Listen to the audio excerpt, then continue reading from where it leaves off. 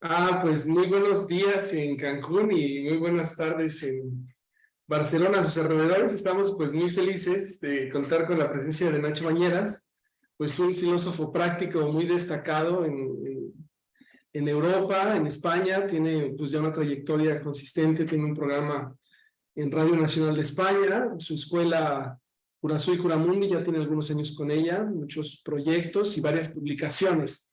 Entonces, pues los invitamos a que revisen el sitio web Curazú y Curamundi para que se enteren más de todo el movimiento filosófico que está generando Nacho. Pues muy buenas tardes, Nacho, pues bienvenido a esta entrevista y muchas gracias por el espacio. Nada, gracias a ti también por la invitación. Muy bien, excelente. Bueno, sin más preámbulo, si te parece bien, comenzamos.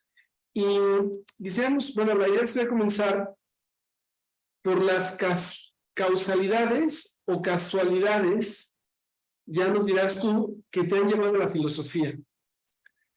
¿Cómo fue tu primer encuentro con la filosofía? Mi primer encuentro con la filosofía. Claro, también imagino que ya estamos poniendo en cuestión qué entendemos por la filosofía. Diría que mi primer contacto con la filosofía, pues imagino que fue muy reciente y ya no me acuerdo. Imagino que debía ser alguna pregunta que me debía formular como cualquier humano, porque entiendo que la filosofía va relacionada con cualquier persona. Pero de una forma más consciente y que me acuerde, imagino que mi primer contacto con la filosofía viene a través de mi gran pasión, que es la lectura. Okay. ¿No? Como siempre en la lectura, un libro te va trayendo a otro libro y yo creo que a partir de aquí, ¿no? Se inició mi gusto por la filosofía. Ok, excelente. Entonces nos comentas que primero habría que discernir sobre qué entramos por filosofía y un primer acercamiento sería como una pregunta filosófica, ¿no? Para ti como un encuentro, un cuestionamiento y ya de manera más formal tu pasión por la lectura. Claro, para mí ya cualquier cuestionamiento ya implica, ¿no? Acceder a una dimensión filosófica que, como digo, es inherente al ser humano. Podría haber dicho, o sea, he dicho eso, pero podría haber dicho que la iniciación a la filosofía viene cuando me planteo una elección, ¿no? Como la elección de qué voy a estudiar o cualquier otra elección. Eso ya implica cierta dimensión filosófica. Creo que en nuestro contexto actual lo filosófico muchas veces viene cerrado o viene muy clausurado por lo que entendemos del mundo académico, pero creo que el acceso a lo filosófico es mucho más amplio. Ok. ¿Y qué te hizo volverte filósofo? ¿Naciste filósofo o te volviste filósofo? Yo creo que fue,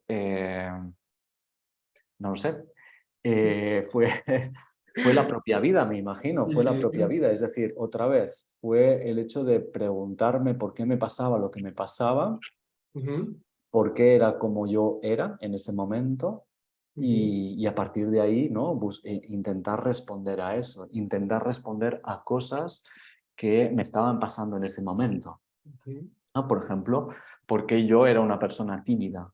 ¿Por qué era una persona tímida y me costaba tanto la relación social?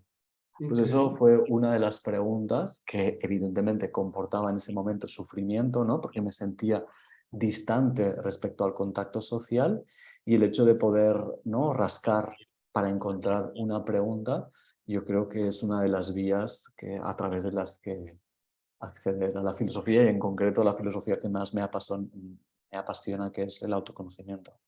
Ok, entonces digamos que tu propio como cuestionamiento existencial, tu propia como devenir en la vida es lo que te ha acercado hacia un cuestionamiento filosófico. Exacto, ¿no? Sí, exacto.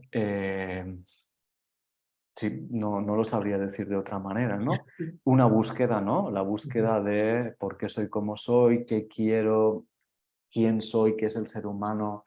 Creo que para mí eran preguntas importantes y, bueno, quise indagar en ellas y entonces ahí es cuando empecé la carrera de filosofía.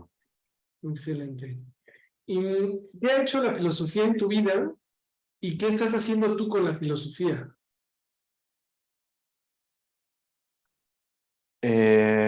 ¿qué ha hecho la filosofía conmigo?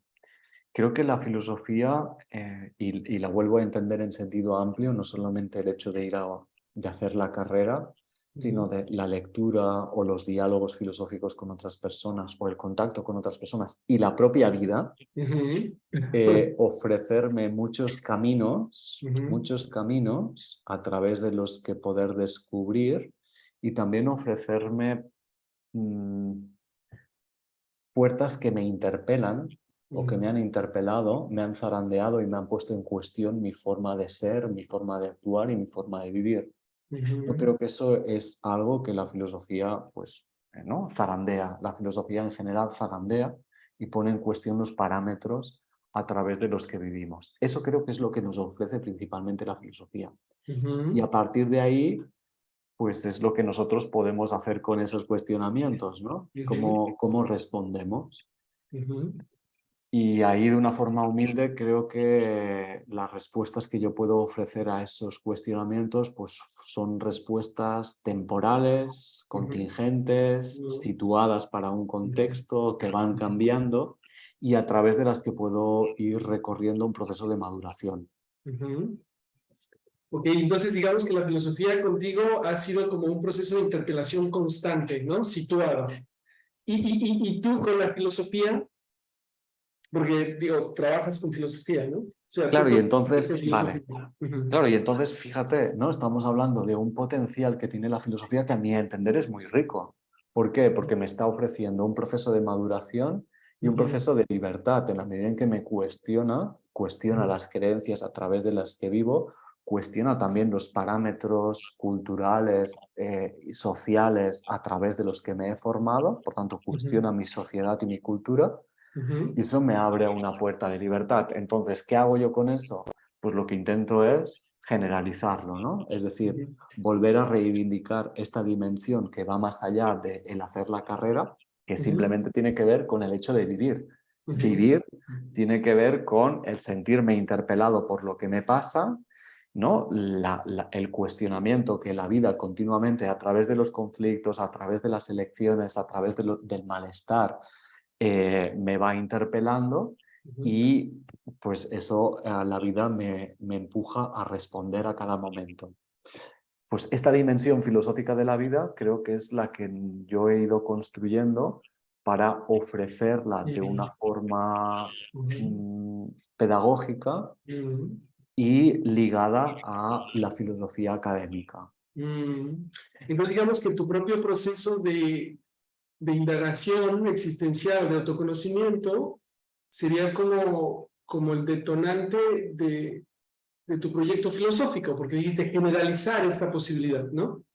Claro, porque en realidad con lo que me voy encontrando es que a otras personas les pasa lo mismo que a mí, es decir, lo que me pasa a mí es lo que le pasa a todo el mundo, es decir, todo el mundo tiene problemas, tiene malestares, necesita decidir y no sabe cómo decidir. Y esta dimensión que antes en la antigüedad ofrecía la filosofía porque estaba más presente o porque esta dimensión de la filosofía estaba más visibilizada, ha quedado oculta y se ocupan de esta dimensión otras disciplinas, como la psicología o, por ejemplo, la religión. Entonces yo creo que aquí, como filósofo, hay algo a reivindicar. Hay algo del espacio a decir, no, este espacio es un espacio propio de la filosofía, porque lo hace desde un paradigma que puede ser mucho más profundo que el de la psicología o el de la religión. Entonces hay un elemento de reivindicar esta dimensión de la filosofía que creo que es importante visibilizar. Entonces para ti filosofía, psicología y religión, digamos que tendrían como una dinámica como de interacción o de interdependencia. ¿Cómo sería para ti la relación entre religión, filosofía y psicología? Bueno, de entrada se ocupan o quieren ocuparse del ser humano, ¿no? Quieren ocuparse del ser humano de formas diferentes y desde perspectivas diferentes, pero se ocupan del ser humano. Y las tres se ocupan de una forma más, o lo que me interesa a mí de lo que se ocupan es de el malestar y el sufrimiento. Una de las cosas de las que se ocupan es de el alma. El alma. Se entiende de forma diferente, para los tres paradigmas, generalizando mucho. Pero esta ocupación del alma es el ocuparme de mí mismo. En mi vida, además de vivir, necesito ocuparme de eso. No tengo un manual de instrucciones de antemano para saber cómo conducir mi vida. Entonces, esas tres disciplinas ofrecen, ofrecen caminos para conducir nuestra vida, desde paradigmas, como digo, diferentes. Creo que el paradigma de la filosofía ha quedado menos visibilizado, ha ido perdiendo el terreno, y es el terreno a reivindicar porque es un terreno en realidad muy rico. Ok, entonces para ti, digamos que filosofía, religión y psicología convergen en que tratan sobre el alma y en lo que, o tratan de ocuparse del alma, ¿no? Del alma, del alma humana, y digamos que de su problemática existencial. Y en lo que divergen es en las miradas desde las cuales lo hacen, ¿cierto? Claro, claro. ¿No? La religión habla de un alma que va más allá de lo corporal. La psicología habla de una psique que muchas veces solo se queda en la dimensión orgánica y que muchas veces la mirada es a través de una patología y de establecer un diagnóstico y un tratamiento. Y creo que la mirada de la filosofía es una mirada amplia que no es capaz incluso de definir qué es el alma, pero que a través de esa indefinición y a través de ese no saber, lo que va poniendo en funcionamiento es todo un conjunto de preguntas que lo que permiten es que sea el propio sujeto, el propio individuo, que se responsabilice de esas preguntas y que por tanto se ocupe de responderlas, ¿no? Y ese es el proceso emancipativo que creo que puede ofrecer la filosofía. Ok, entonces en este sentido, digamos que la mirada filosófica tendría un carácter de indeterminación, ¿no? Y, o sea, o sea, no tendría como que, o sea, digamos como esa indeterminación o sentido de indagación, o sea, la filosofía tiene un sentido como de indagación o determinación, y a lo mejor la psicología o la religión tendrá como preceptos mucho más claros, consistentes. ¿Crees que esa posibilidad de indagación de la filosofía le podría abrir, abre una posibilidad de diálogo, por ejemplo, de diálogo con la religión o de diálogo con la psicología o de diálogo con otras posibilidades de entendimiento? Sí, sí, claro, evidentemente no, o sea, creo que esa es una de las virtudes de la filosofía. En la medida en que la filosofía tiene más capacidad de aceptar que no sabe, es decir, que no hay que puede poner más en cuestión cualquier cosa, a mi entender es más proclive a entablar un diálogo para buscar ese conocimiento. Ok, muchas gracias. Dice, ¿crees que el abordamiento hacia lo filosófico debería encaminarnos hacia una transformación? ¿De qué manera?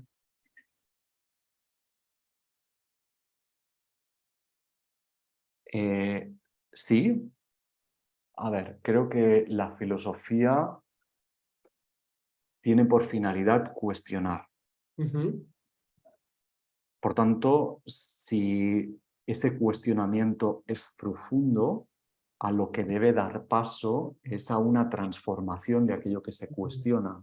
Es decir, en concreto, la filosofía del autoconocimiento, justamente sobre lo que indaga es sobre el conjunto de creencias a través de las que cada individuo va construyendo su propia identidad, su propia manera de vivir. La filosofía del autoconocimiento va a cuestionar. Cuando recibimos ese cuestionamiento y le dedicamos un tiempo, lo que produce es una transformación, o sea, puede producir una transformación de las propias creencias, puedo ajustar o transformar esas creencias, pero me parece incluso más importante que eso el hábito del ejercicio filosófico, porque el hábito del ejercicio filosófico me empuja o me invita a tener una vida consciente, ¿no? A vivir desde una perspectiva consciente, es decir, dándome cuenta y ocupándome de lo que me pasa para ver por qué lo vivo, cómo vivo y cómo lo quiero vivir. ¿Y qué es ese ejercicio filosófico? ¿Cómo se hace? El ejercicio filosófico recupera una dimensión que también me parece capital en la filosofía, a la que se presta poca atención, pero que tiene que ver con entender que la filosofía es una capacidad de escucha. Primeramente es una capacidad de escucha. Es decir, la filosofía la podemos entender también como una sensibilidad, la capacidad de percibir. Primeramente, la filosofía debe tener la capacidad de escuchar, de percibir aquello sobre lo que pone la mirada. Si estamos hablando de filosofía de autoconocimiento, pues lo primero que me invita la filosofía es a escuchar, a generar un diagnóstico, si queremos, un análisis, pero a través de la escucha de cómo estoy, cómo, cómo me relaciono, por tanto, por ejemplo, con lo corporal, cómo vivo a nivel emocional, qué creencias tengo, cómo me relaciono, cuál es mi sentido existencial. Primeramente, para responder a estas preguntas, necesito esta capacidad de escucha. Y una vez escucho, una vez recojo lo que escucho, aquí empieza el cuestionamiento, el planteamiento para ver qué repercusiones tiene eso y qué quiero respecto a eso. Pues sí, es como muy interesante y a lo mejor un poco contraintuitivo, porque a lo mejor las personas que no están tan cerca de la filosofía, parecería como que la filosofía son unas propuestas discursivas, ¿no? O sea, como una propuesta discursiva, pero desde esta perspectiva sería como más la posibilidad de escuchar, o sea, lograr la transformación no desde imponer como condiciones discursivas, sino de poder como abrir una posibilidad de escucha para que el otro pueda indagarse, ¿no? O sea, creo que ese es el primer paso. Primero, la capacidad de escucha. Las propuestas discursivas de la filosofía creo que son una forma de intervención y una forma de intervención que debe venir a posteriori. Es decir, primero la persona tiene que tener la capacidad de escuchar y de escuchar de una forma más profunda. Ok, ok, ok. Y para ti, ¿qué semejanzas y diferencias encuentras entre una facultad de filosofía de una universidad europea y tu escuela filosófica? ¿Las dos hacen filosofía o qué tipo de filosofía? Vale, pues venga, vamos a compararnos con lo universitario. Las dos hacen filosofía. Diría que las dos hacemos filosofía. Ahora diría qué tipo de filosofía hacemos. Bueno, la universidad, al menos las que yo conozco, no sé si todas, evidentemente, las que yo conozco, que son pocas, o al menos las del ámbito español, que quizás conozco más, ofrecen una filosofía teórica, que principalmente está fundamentada en una historia de la filosofía. O la forma que tenemos a día de hoy de hacer filosofía es haciendo historia de la filosofía. Eso me parece hacer filosofía y me parece muy interesante, pero eso no deja de ser una parte de la filosofía. Otra parte de la filosofía es entenderla también como esta dimensión práctica que tiene, que es aplicable a cualquier ser humano. Entonces, esta dimensión más práctica es la que carece o la que no está desarrollando o mostrando la filosofía universitaria, y es la que desde Cura Sui Cura Mundi ofrecemos. Junto con esa, la dimensión de pensamiento crítico. El pensamiento crítico forma parte de lo universitario, la universidad también creo que genera ese pensamiento crítico, y también desde la Escuela de Cura Sui Cura Mundi es algo que queremos difundir y queremos generar debate respecto a eso. Y en ese sentido, ¿es la filosofía una facultad en una universidad o una facultad del alma? ¿Se pueden complementar estas distintas aproximaciones? Yo creo que sí. De hecho, no están separadas. Es lo académico, o es, de hecho, ni tan siquiera lo académico. Es algo que se va separando a través del proceso moderno que ha vivido la filosofía occidental, pero no es algo separado. La filosofía antigua no lo vivía como algo separado, sino que lo vivía como algo unitario. Por tanto, para mí no es en absoluto nada incompatible. Interesante, pues bueno, una vez que nos has como narrado un poco tu relación con la filosofía y marco general que tienes con la filosofía, si te parece bien, nos gustaría un poco más conocer sobre tu proyecto concreto, ¿no? La Escuela Filosófica Curazú Curamundi. Y la pregunta es, ¿la filosofía sana? La filosofía sana. Sí, tiene una parte que sana. Tiene una parte que sana, no únicamente una parte que, o sea, no solo sana, pero sí tiene una dimensión terapéutica, entendiendo lo terapéutico en sentido etimológico. Terapia quiere decir cuidado. Por tanto, la dimensión filosófica tiene una dimensión del cuidado.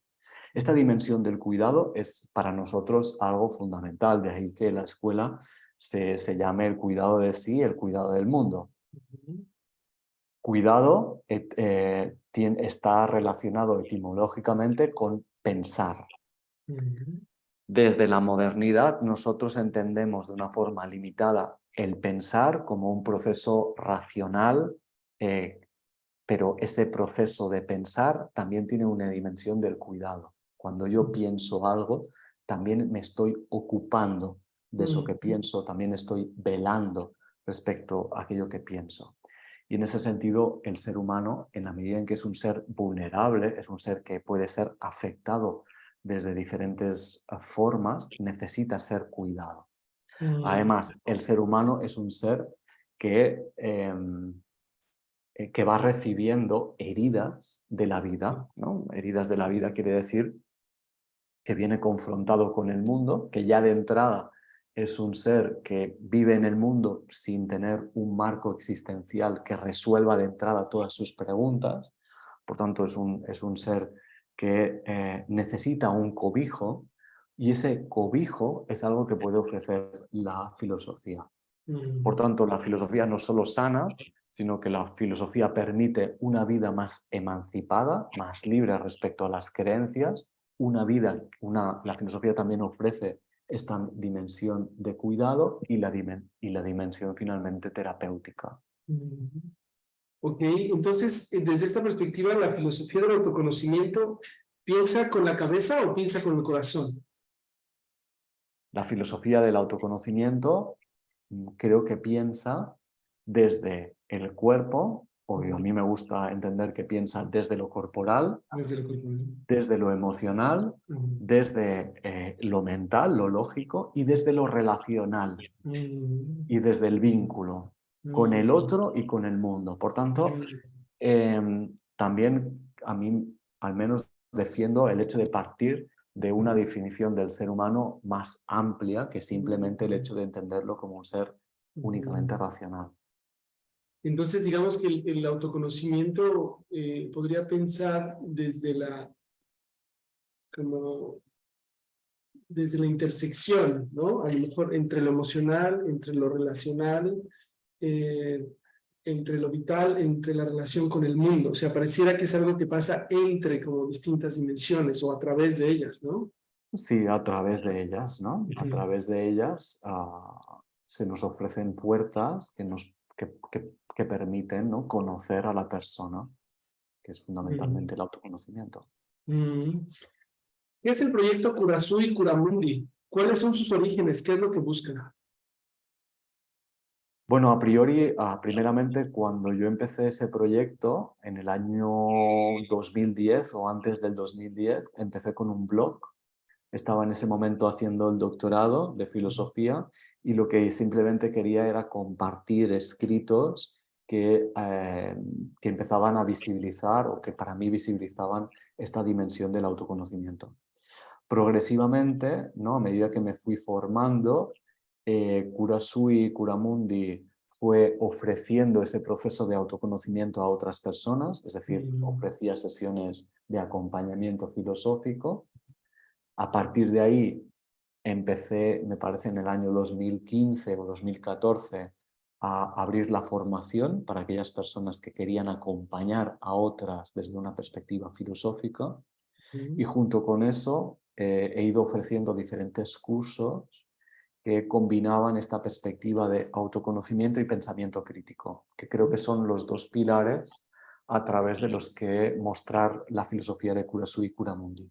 Es decir, para nuestro presente, a mi modo de ver, hace falta autoconocimiento y pensamiento crítico, ¿no? Una mirada interna respecto a cómo vivo, pero también una mirada externa respecto a cómo vivimos como sociedad.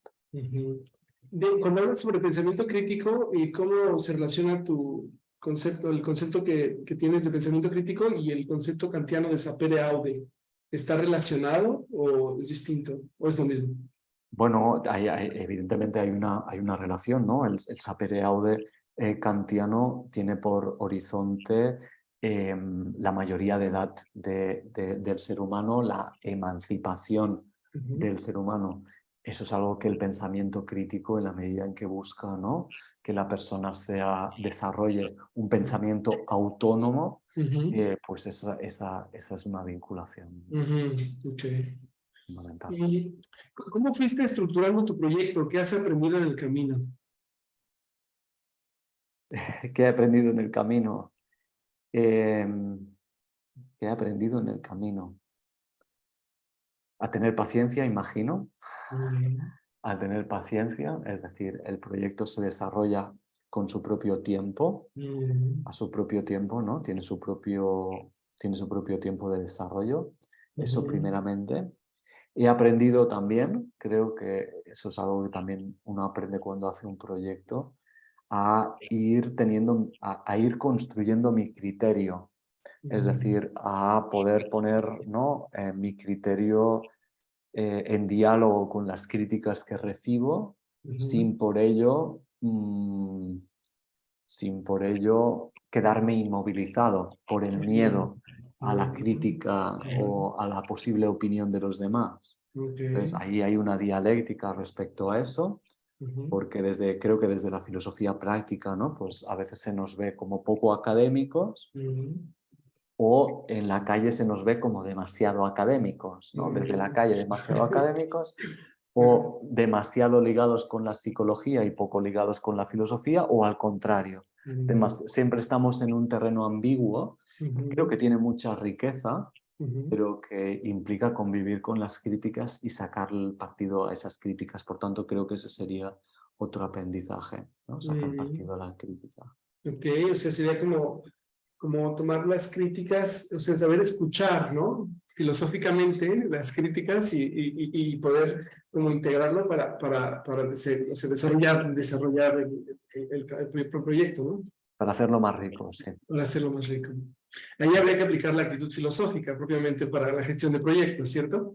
Exacto, es que creo que la filosofía es impepinable, está ligada a la vida, ¿no? Entonces, bueno, yo creo que cada uno tiene que defender aquello que cree, pero a la vez no defenderlo a ultranza, sino también tener el margen para escuchar las críticas, que creo que pueden ser ricas.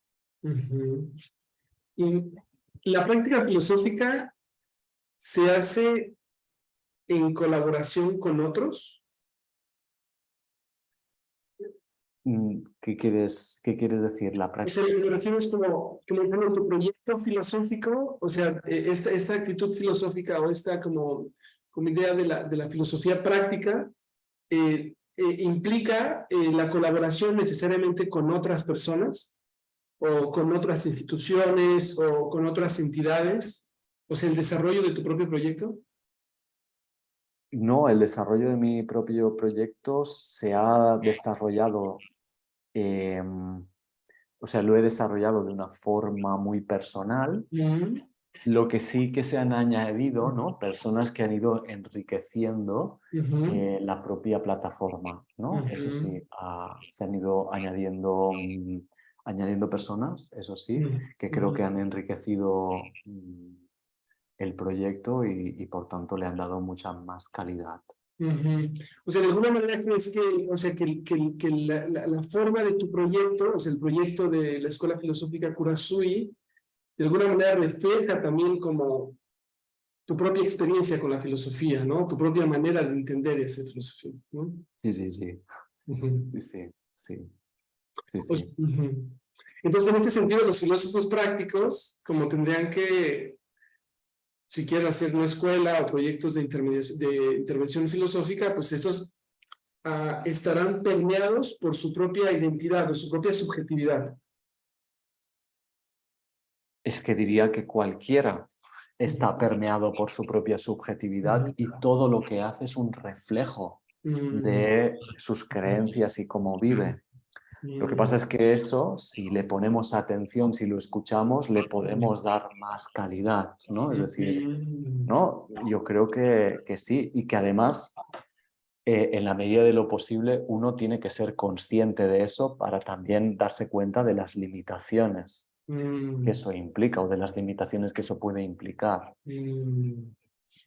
Ok, entonces en ese sentido, o sea, la actividad del sujeto siempre estará, o sea, será un reflejo de su propio entendimiento de sí y del mundo, ¿no? Yo parto de esa idea, sí. Y en caso de la filosofía, pues quizá esta característica se vuelve aún más evidente, ¿no? Y yo creo que a través de la filosofía, cualquiera que se dedique a la filosofía, entiendo que será una persona que haya hecho ese trabajo de autoconocimiento, por tanto tendrá esa información más disponible. Entiendo. Sí, exacto. Y en este sentido, un poco sobre la idea sería como clarificar estas formas de hacer filosofía. La pregunta es, ¿qué semejanzas y diferencias existe entre, por ejemplo, los años que dedicó Kant en su soledad en su casa para escribir la crítica de la razón pura y el proyecto Kurasui? A ver, vuelve a hacerlo Ajá, todo. la pregunta es, ¿qué semejanzas y diferencias entre, digamos, como Kant, la personalidad de Kant, o sea, como él hizo filosofía, o sea, los años que él dedicó en soledad en su casa a escribir la crítica de la razón pura y la crítica de la razón práctica, digamos, Kant como un reflejo de esta filosofía como teórica, no sé, y el proyecto Kurasui, o sea, ¿en qué se parece o en qué se distingue, o sea, en qué es distinta? Wow, pues no sé si voy a ser capaz de responder a esta pregunta por desconocimiento respecto a lo que le implicó a Kant. No sé bien qué le pudo implicar a Kant el dedicar un tiempo. Pero bueno, de entrada, cosas que creo que pueden ser obvias. La dedicación de un tiempo, ¿no? Hay una dedicación de un tiempo, por tanto, entiendo que en la medida en que hay esa dedicación, hay también una maduración. ¿No? Hay una maduración. La idea del proyecto Kurasui ha ido madurando a lo largo del tiempo, ¿no? Y esa maduración permite mostrar una filosofía determinada. Em, claro, como diferencias, claro, no sé hasta qué punto hay un contacto con lo externo o con la alteridad, pero no lo sé porque entiendo que la lectura es un contacto con la alteridad, por tanto puedes estar en casa leyendo y tener un contacto con la alteridad. Por tanto, como diferencias no sabría muy bien cuál poner. Ok, Y entonces, como otra, ahora se me ocurre, ¿no? Otra similitud es que si estamos hablando de la crítica de la razón práctica, lo que se está poniendo encima de la mesa es la pregunta de cómo vivir. ¿no? ¿Cómo vivir? ¿No? Que creo que es, bueno, una pregunta que podemos compartir, ¿no? ¿Cómo vivir? Okay. Que nos interpela. Ok, ok. Entonces es a lo mejor también, pues, Kant, o sea, bueno, evidentemente hizo filosofía de acuerdo a su subjetividad, ¿no? Y su entender de la filosofía y su personalidad y a lo mejor su propia trayectoria de vida, su propia relación vital, sus propias heridas, su propia forma de ser, ¿no? Entonces, a lo mejor, ¿tú crees que desde cierta perspectiva, como los filósofos podrían, no sé, los filósofos quizá un poco como los artistas o la gente como que se dedica a cosas como más creativas, como que podrían evidenciar, o sea, no es, o sea, como que volverían más visible su subjetividad, o sea, como que podría ser más palpable la distinción de su subjetividad en las personas que se dedican a ciertas como, o sea, a ciertas actividades que están de una manera más estrecha o más íntima relacionadas con procesos creativos. Sí, puede ser.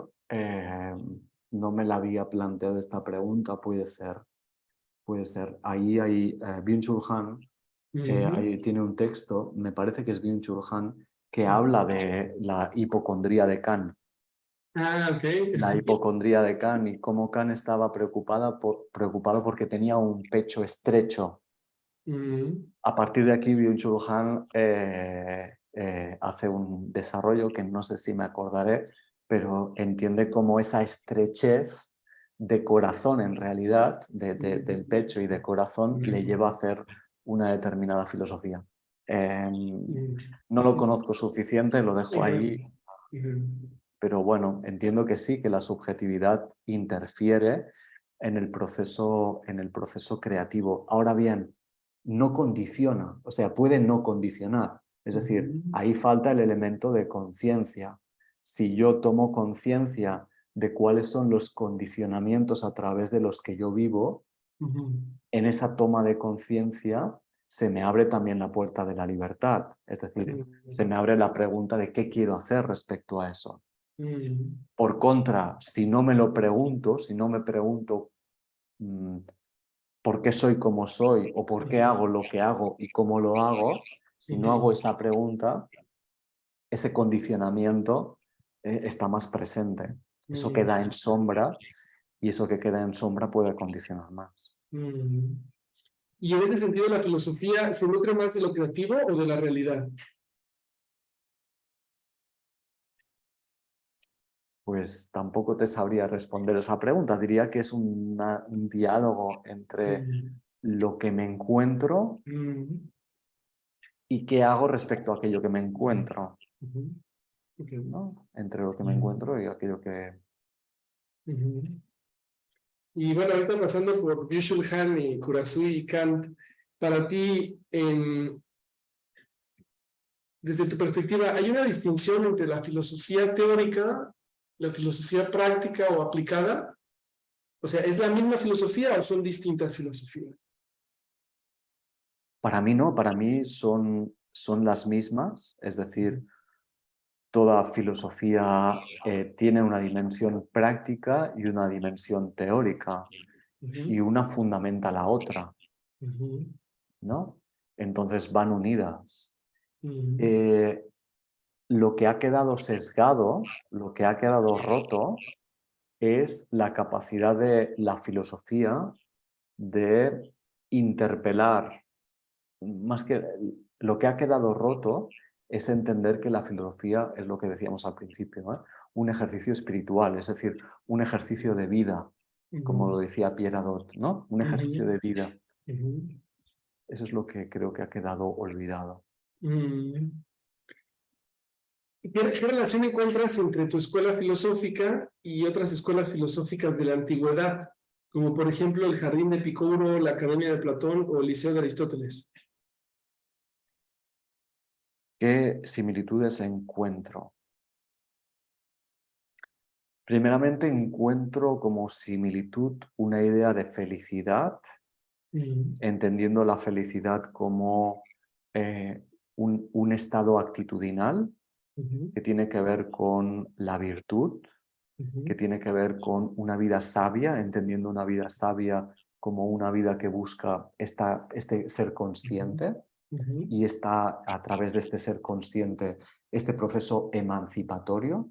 Eso es de ujú, entrada algo que ¿no? Podríamos compartir o seguramente, bueno, más ujú, que compartir, ¿no? Eso es propiamente la herencia de ujú, esas escuelas. Esa indagación, ¿no? Esa ujú, indagación por buscar a través de la filosofía, creo que esas son cosas que compartiríamos, ¿no? Algunas de ujú, las cosas que se me ocurren ahora, ¿no? ujú. Ok, y Seguramente hay más. en tu escuela filosófica Curaçui, ¿qué proyectos actuales te tienen entusiasmado? O sea, ¿qué es qué es aquello que cuando tú te levantas en la mañana y dices, "Ah, bueno, es que hoy me toca, ¿no? Hacer tal o con... Bueno, sigue siendo, por fortuna, sigue siendo la formación en acompañamiento, sigue Ujú, siendo una de las cosas que me motiva mucho ujú, porque, porque implica relación con los alumnos y ujú, implica acompañamiento ujú, terapéutico respecto a los alumnos y eso es algo que siempre, bueno, a mí me apasiona, me gusta mucho, muchísimo. ujú, Creo que ahí, si bien estoy acompañando a otras personas, em, también hay un proceso terapéutico ujú, interno propio, ujú, ujú, eso me gusta mucho. ujú, Y luego, por ejemplo, ¿no? Ahora abrimos un grupo de lectura titulado Pensando críticamente nuestro presente, en septiembre lo abrimos, o el curso Serenamente, que hemos hecho dos cursos, el Serenamente 1 y el Serenamente 2, que tiene que ver con el poder mostrar, en este caso, la escuela del estoicismo desde una perspectiva no dual. Y en el Serenamente 1 ofrecemos el desarrollo de la escuela estoica desde una perspectiva teórica y práctica. En el ujú, Serenamente 2 nos adentramos por Spinoza, que me parece ujú, un pensador ujú, muy interesante, ujú, muy interesante. ujú, Y en ese Serenamente 2 ya empezamos a combinar filosofía estoica con filosofía hindú, con la Sanatana Dharma del hinduismo, que, ujú, bueno, y eso me parece muy estimulante, poder ujú, combinar, poder compaginar ujú, filosofías diferentes. ujú. O sea, ¿tú crees que como podríamos decir que en el momento presente podría haber un diálogo más nutritivo entre las filosofías orientales y occidentales? O sea, una interacción más frecuente, un acercamiento mayor que en otras épocas históricas? Sí, por supuesto, por Mm, supuesto. Creo que cualquier diálogo es muy bienvenido y mm, enriquece y permite aprender y a la vez cuestionar lo propio. Así que, mm, por supuesto. ok. ¿Cómo se relaciona una escuela filosófica en Curaçui con la sociedad contemporánea materialista y posmoderna? ¿La filosofía puede salvarnos? La filosofía no puede salvarnos. O sea, o sea, la filosofía no puede salvarnos, pero la filosofía puede ser un barco a través del que salvarnos de una forma individual y de una forma colectiva, porque creo que hace falta lo colectivo para contrarrestar la tendencia de nuestro presente. Por tanto, ¿cómo se relaciona? Pues ¿cómo se relaciona Curaçui con el contexto presente? Pues se relaciona de entrada intentando ofrecer un espacio para el cuestionamiento de nuestro contexto, para la generación de una comunidad, ¿no? La comunidad de Curaçui, que es, ¿no? Toda la gente que vamos conociendo y que vamos generando lazos, que a la vez permite, ¿no? Un debate, una discusión, una búsqueda de alternativas, bueno, pensar nuestro contexto y mirar de vivirlo de otra manera, a nivel individual y a nivel colectivo. Muchas gracias, Nacho. Pues me gustaría con esta sección adentrarnos un poco más a lo que es el acompañamiento filosófico, o sea, la filosofía como terapia. ¿Qué es el acompañamiento filosófico? El acompañamiento filosófico es aquel proceso, metodología, camino que emprenden como mínimo dos personas y que les permite hacer un proceso de autoconocimiento, ¿no? Y entiendo este autoconocimiento como un proceso de indagación hacia, hacia la cosmovisión de esa persona, ¿no? Hacia el conjunto de creencias que articulan la forma de vivir, la forma de pensarse esa persona, los valores que tiene, etcétera, etcétera. Sabemos que ofreces una formación en acompañamiento filosófico y que has publicado tu método de acompañamiento filosófico. ¿En qué se basa tu metodología? ¿Cuáles son sus alcances? ¿Qué te inspiró a desarrollarla? Lo que me inspiró a desarrollarla es en ese momento, o sea, lo que me inspiró a desarrollarla es que previo a ese libro yo estuve haciendo el doctorado en filosofía y hice el doctorado con un tema central que era el malestar, la temática del malestar y la temática del narcisismo. Eran dos temáticas que en ese momento me interesaban y a partir de ahí fui descubriendo la dimensión terapéutica del ser humano, fui descubriendo también la práctica filosófica, ¿no? Como Aschenbach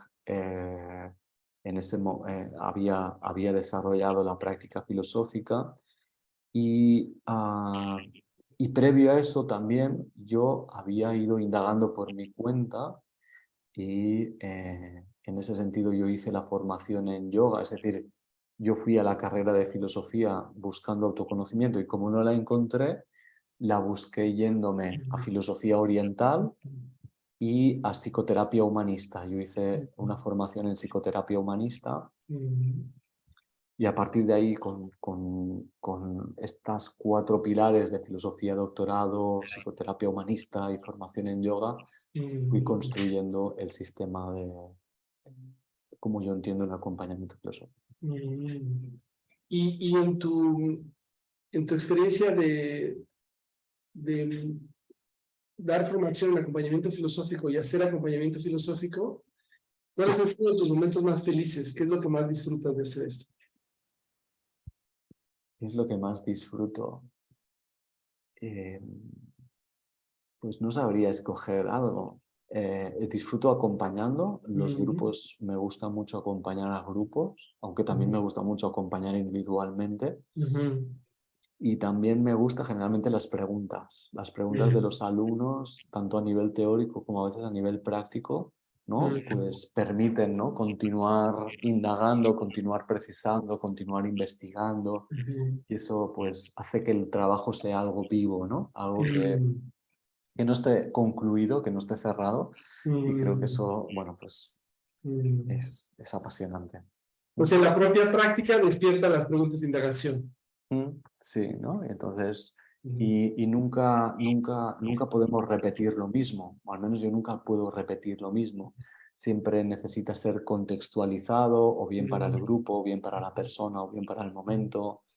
Bueno, entonces eso demanda, bueno, pensarlo en ese momento. O sea, hay que tener como una atención al presente, ¿no? Una capacidad de escucha. Sí, de nuevo la capacidad de escucha creo que es importante. ¿Por qué crees que hay resistencia de los organismos clínicos al poder, de poder considerar la filosofía como un tratamiento terapéutico? ¿Qué reflexiones te genera esta oposición? ¿Por qué hay resistencias? Bueno, pues quizás esas resistencias son hipótesis, quizás esas resistencias vienen dadas porque hay inseguridades ¿no? Porque hay ya un sistema dado, que hay un establecimiento de roles, por tanto hay un status quo que ya está establecido y eso genera la sensación de seguridad. Entonces, bueno, siempre cuestionar lo que está dado también cuestiona esa sensación de seguridad.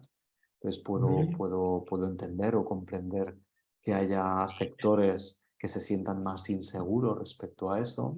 Pues creo que eso sería una, una forma, ¿no? de poder entender por qué hay tanta resistencia.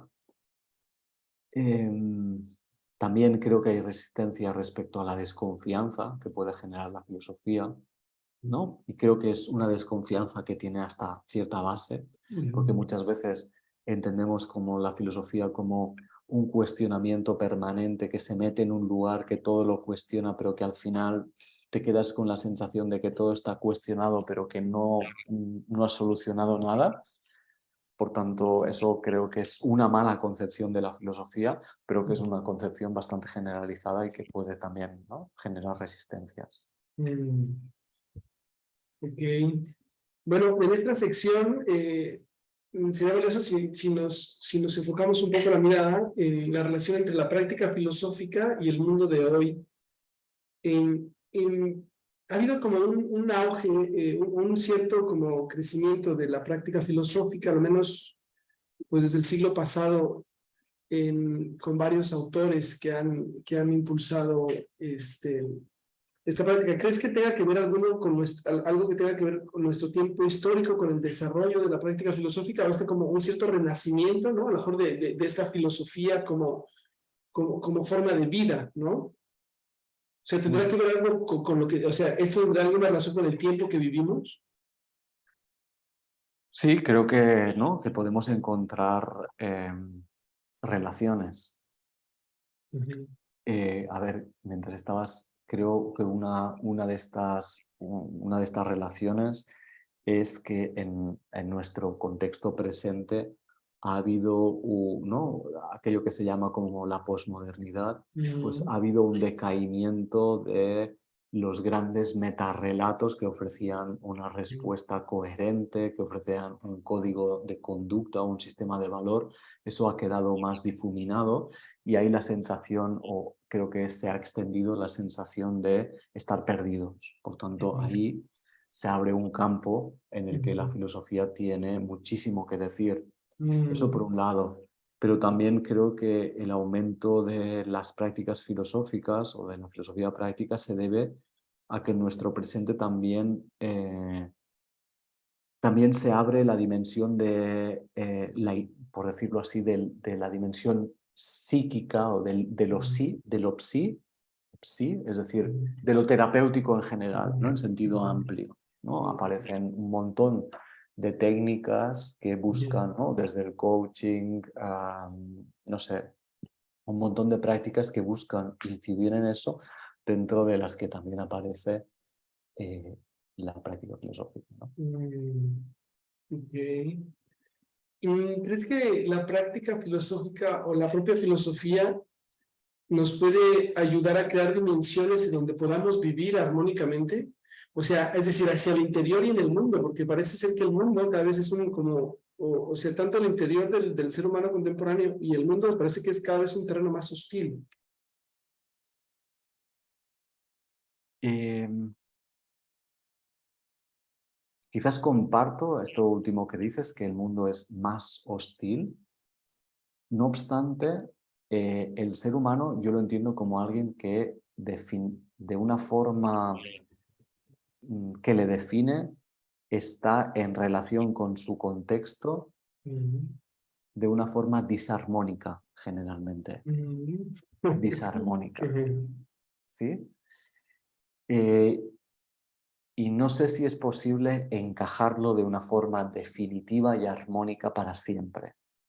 Diría que más bien el ser humano es alguien que está en permanente diálogo y que a través de ese diálogo accede a momentos armónicos y accede a otros disarmónicos.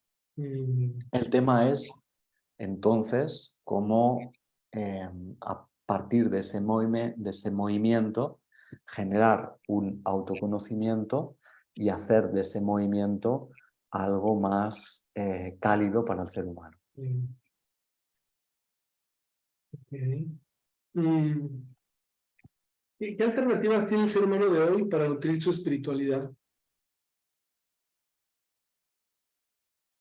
Pues diría que muchas. Ujú. ¿No? Ajá, O sea, tengo la sensación de que hay muchísimas disciplinas, ajá. podemos estar más de acuerdo o menos de acuerdo con ellas, pero a día de hoy creo que hay muchísimas disciplinas que buscan dar respuesta a esta búsqueda espiritual, Mm, ¿no? Pienso desde la autoayuda, New Age, religiones, tradiciones místicas, la propia filosofía, la psicología, el consumo. Creo que desde muchas perspectivas mm, se ofrecen diferentes respuestas. ok. Y por ejemplo, ¿tú crees que hay una relación entre el nutrir la espiritualidad y la búsqueda de la sabiduría?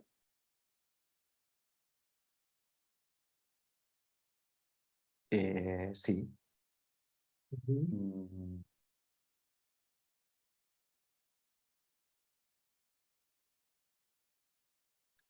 sí, es decir, el ser humano también busca o hay un anhelo de una trascendencia o la capacidad de trascender, y entiendo el trascender no, no con una connotación religiosa, sino que entiendo el trascender como la capacidad del ser humano de salir de sí mismo, ujú, salir de sí mismo. Por tanto, la generosidad o la amabilidad ya es una capacidad de trascender porque pongo al otro ujú, por delante de mí mismo.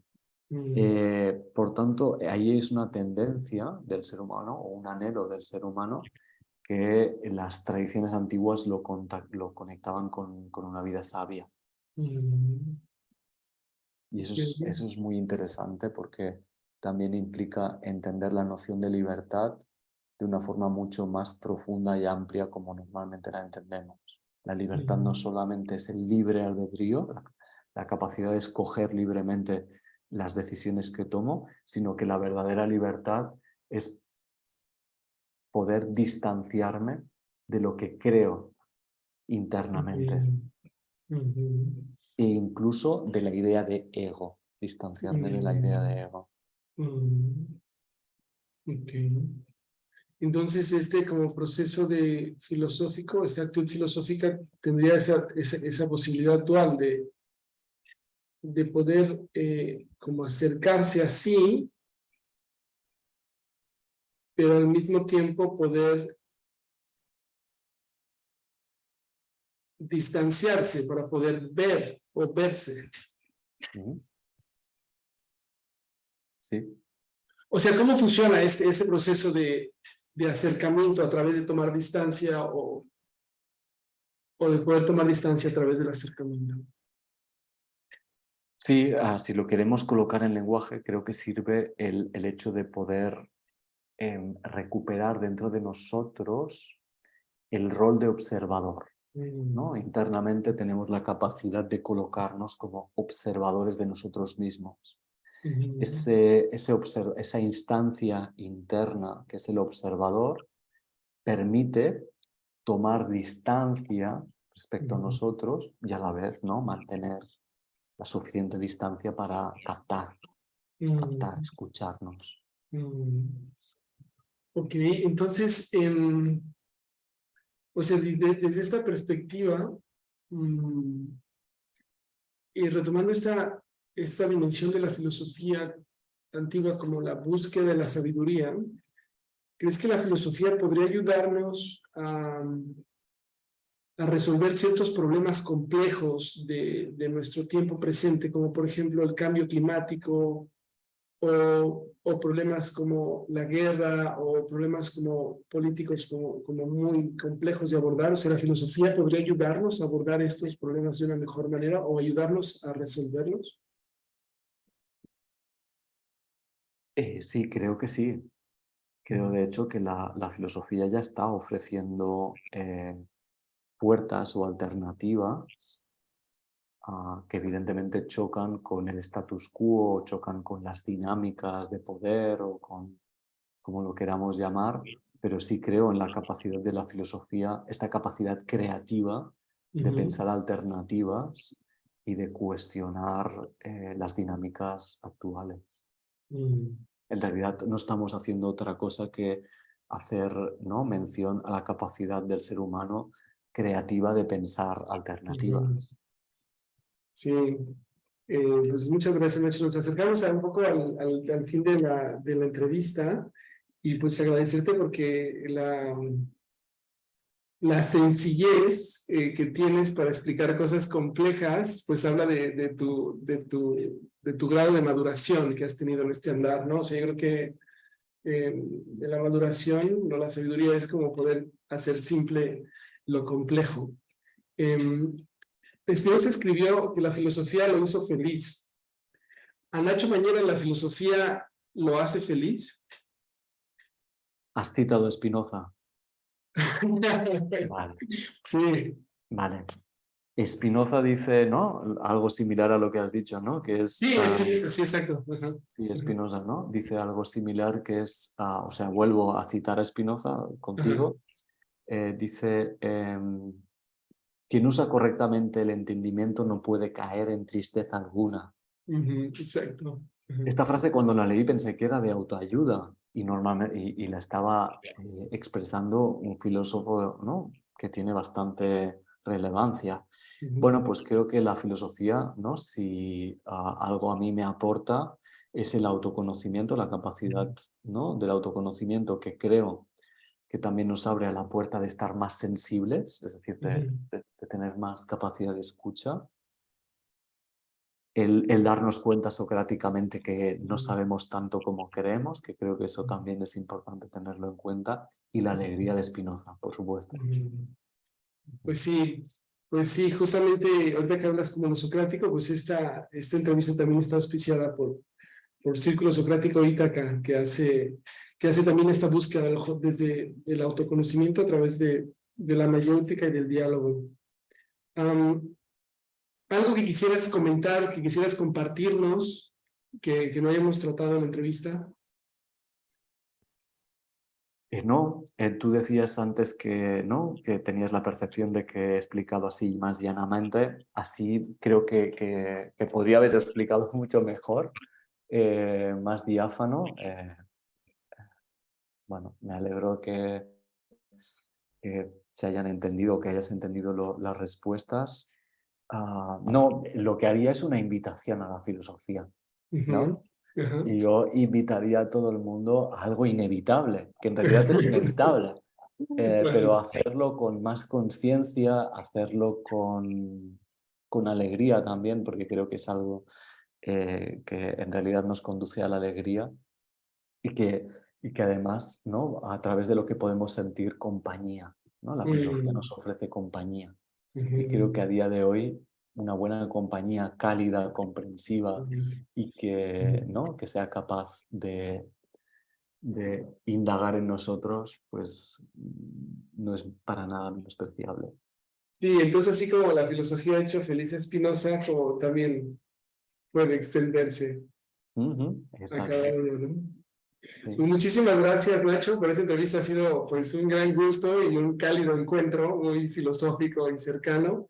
Y pues te agradezco mucho por este espacio y pues estamos próximos a próximas colaboraciones. Perfecto, Miguel. Pues nada, gracias a ti por el espacio y nada, nos vemos en otra ocasión. Claro que sí, un fuerte abrazo y muchas gracias, ¿eh? Venga, Hasta adiós. luego, bye. Chao.